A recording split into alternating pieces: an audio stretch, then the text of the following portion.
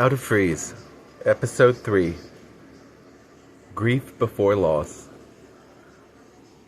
I used to think grief only began after someone died.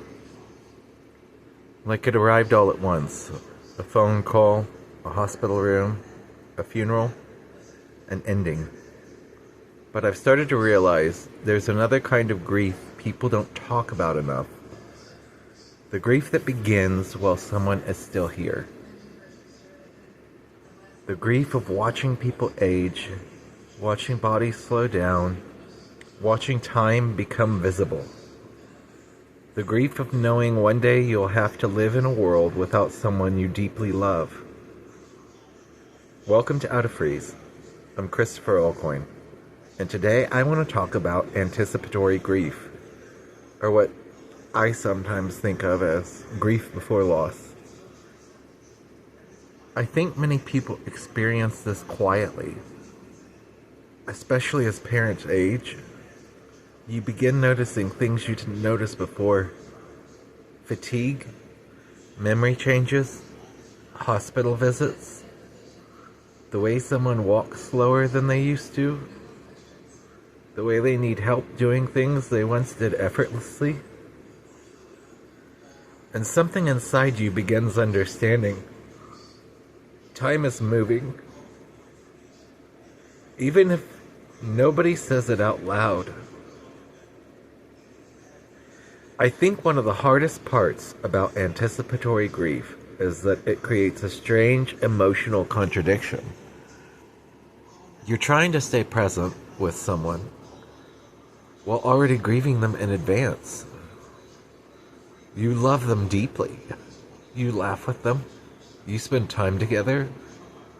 And somewhere underneath it all is fear. Fear of losing their voice, their presence, their routines, their laugh, their place in your world. And that fear can become overwhelming, especially when you love deeply. I don't think people realize how physical grief can be.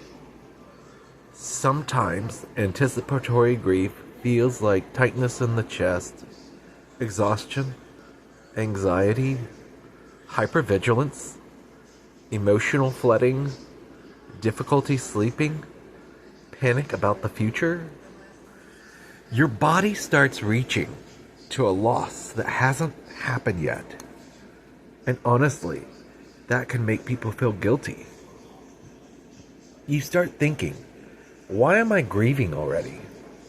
Why can't I just enjoy the time I still have? But I think anticipatory grief exists because attachment exists. Love creates awareness of loss.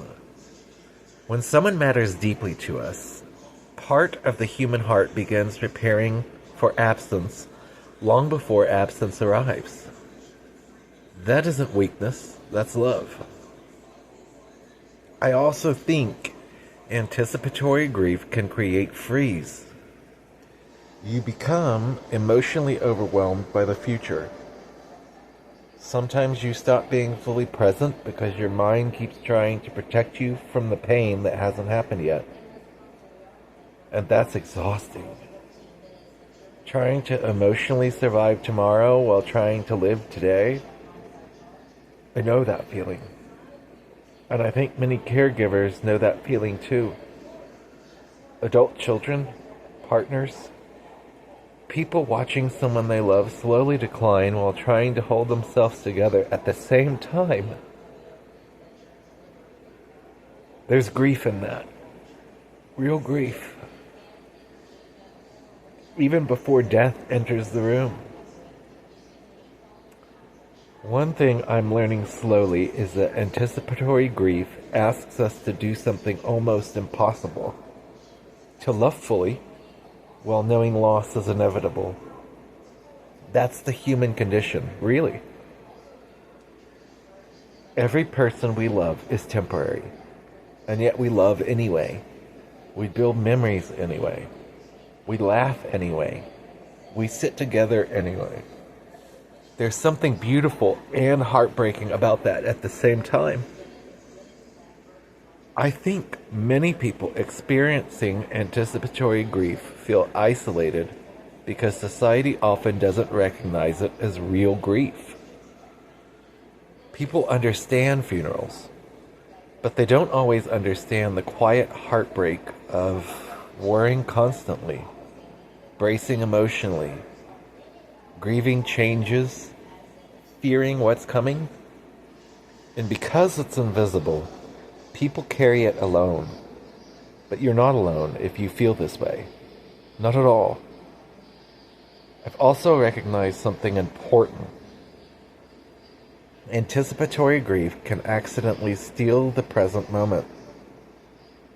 You become so afraid of losing somebody that you stop fully experiencing the time that still exists.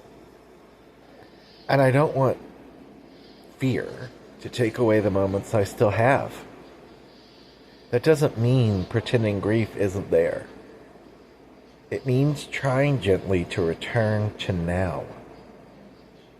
The conversation, the meal, the laughter, the ordinary moments. Because one day, those ordinary moments may become sacred memories. If you're listening to this right now, and you're carrying grief before loss, I want you to know something. There is nothing wrong with your heart for loving deeply enough to fear absence. That fear exists because connection exists. And while grief may be part of love, so is presence. So is tenderness. So is sitting beside someone while they're still here.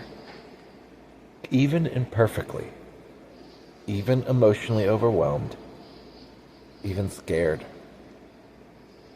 This has been Out of Freeze. The opposite of freeze is flow. Tiny movements, big change. I'll see you next time, friends. Thanks for listening.